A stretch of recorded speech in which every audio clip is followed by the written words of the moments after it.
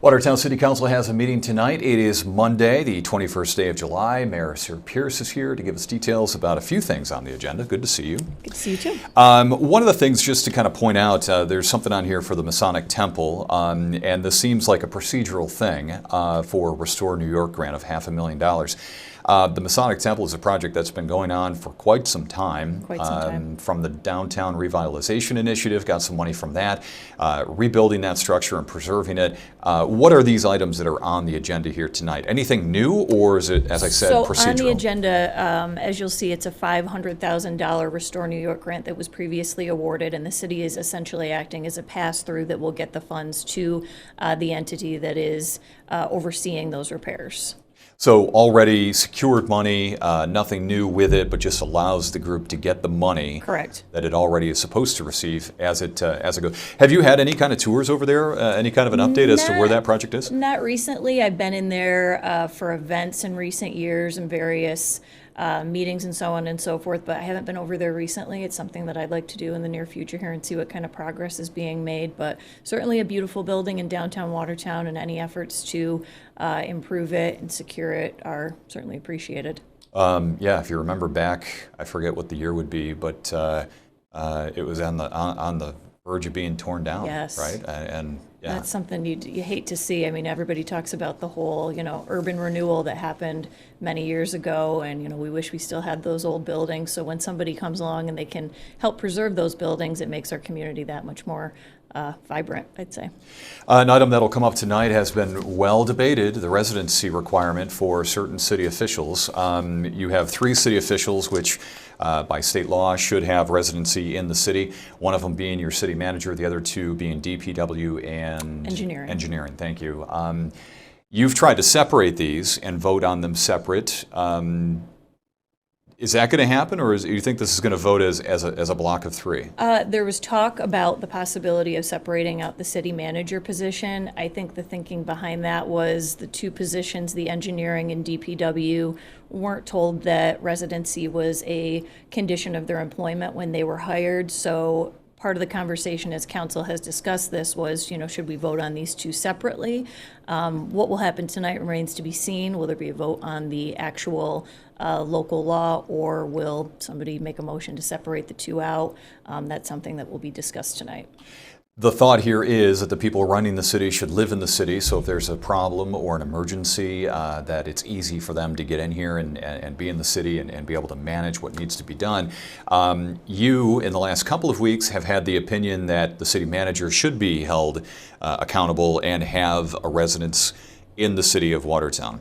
You've evolved a little bit on your opinion, or not? Well, I think over the course of the past few weeks, I've been really trying to listen to constituents who have been on both sides of the issue, constituents as well as city staff who work with the city manager day in and day out. I would say people are pretty 50-50 on it.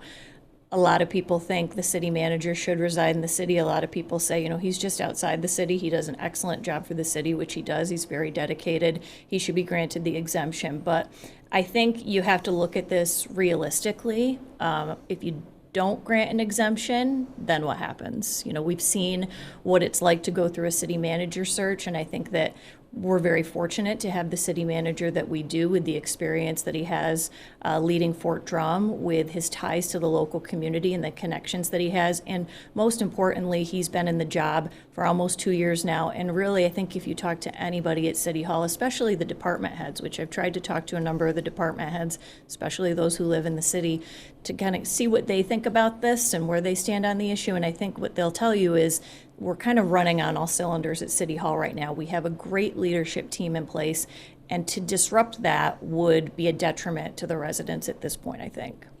And especially with what's on the horizon.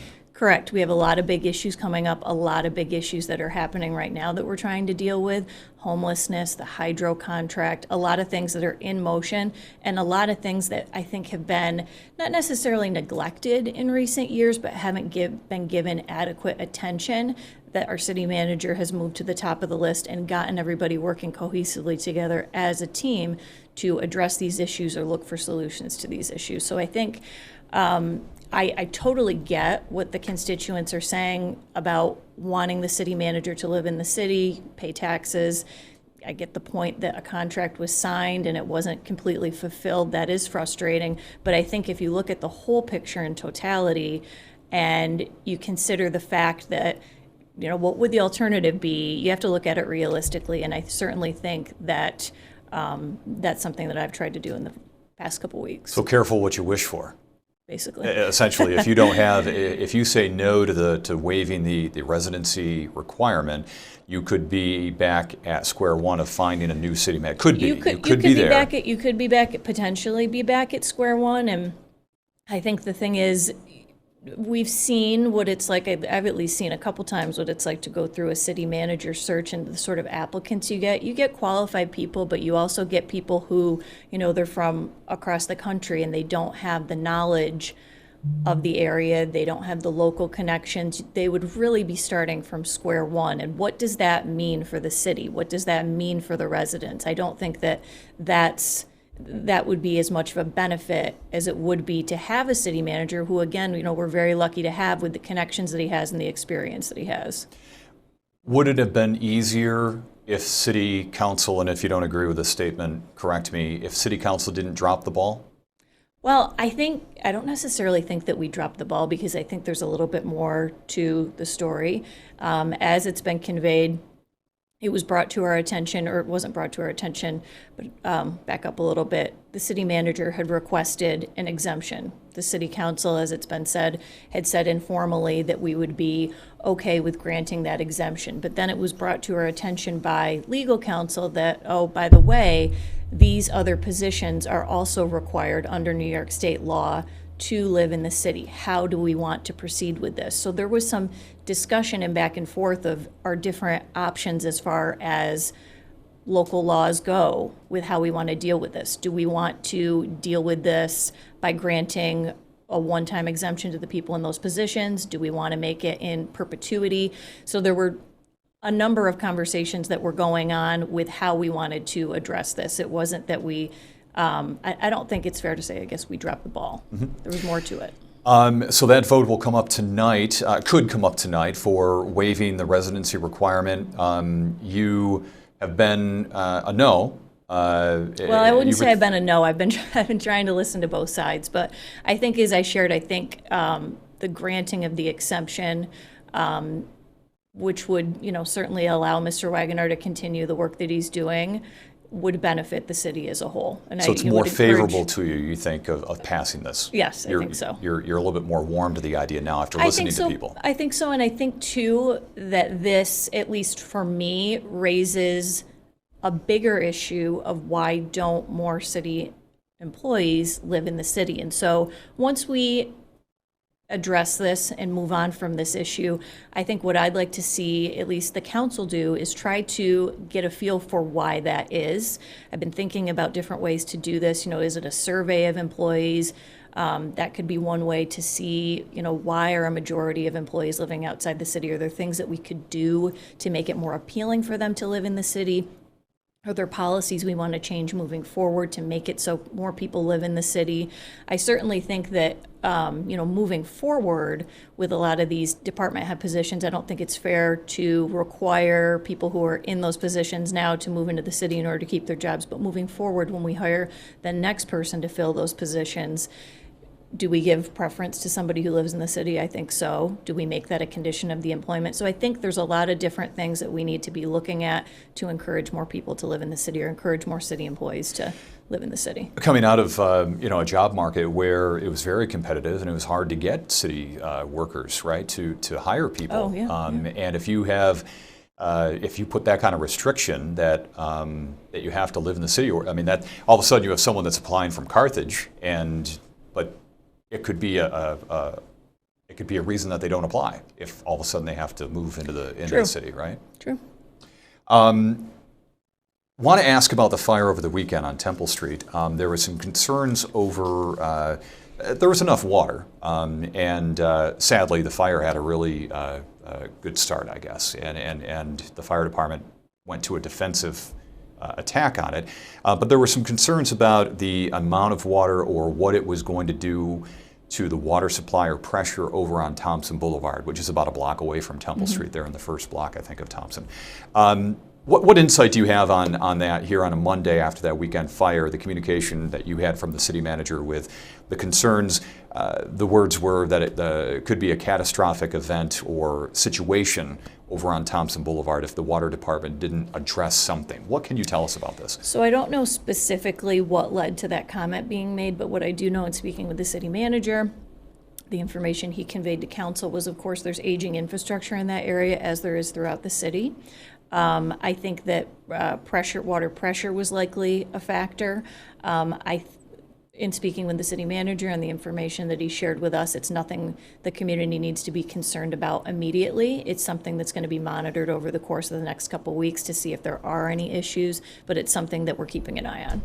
So the water department and others will, this is sort of an area now that's kind of highlighted for them to Sure. say, hey, we need to pay attention to this, because they want to make sure that the pressure stays in that Sure. area, that Yes. it's okay, Mm-hmm.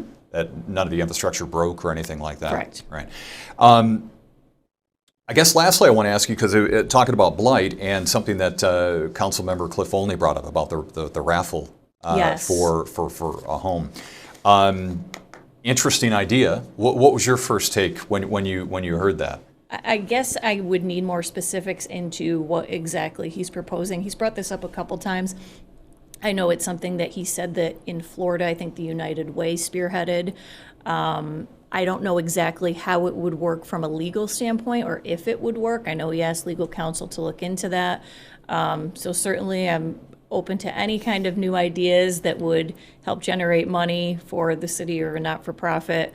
But I guess I have some trouble seeing how that would work from a legal standpoint. Yeah, I think that he admitted that he needs to have a nonprofit kind of administer it in terms of the legal part. When you use that R word, the raffle, a lot of things come along Sure. with it. But it is an interesting idea to the overall situation of blight in the city, like 250 Yeah, vacant right around homes. that, 230, 250. In the city. And I guess, just add that to the pile of issues or concerns that the next council will have. But do you at least check the box to say it's a fresh idea? I mean, I think any idea is worth exploring at this point when it comes to some of these bigger issues that the city's facing. Like he said, it was something that had worked in Florida. I mean, it's something to look into. And like I said, I'll listen to any new idea. One of the council members that running for council right now brought up the idea of having some sort of a pilot program, if pilot's not the right word, but some sort of a program where if someone were to buy one of those vacant homes, their taxes or assessment would stay the same for the first 5 years, or something like that, to give an incentive to maybe Sure. someone coming in to redevelop that land. Again, are these the ideas that you need to try to solve this, or what are the other ideas that are out there? I think so, and I don't know, I didn't hear that from a council candidate, I don't know which one it was, but I have heard that idea before. I've was contacted by somebody who flips houses, does contracting, that sort of thing for a living, and he said you could probably get some of these houses looking better and back on the tax rolls kind of thing if you offered those kind of incentives to people who do that sort of thing for a living. So I think that's something definitely to look into. What is the city doing right now for blight? And what I mean by that, I know you have your codes department. They work very hard. I know that you have others within staff that'll be working. And people throw around, well, let's have a committee or a commission to take care of blight. Sometimes those are empty words.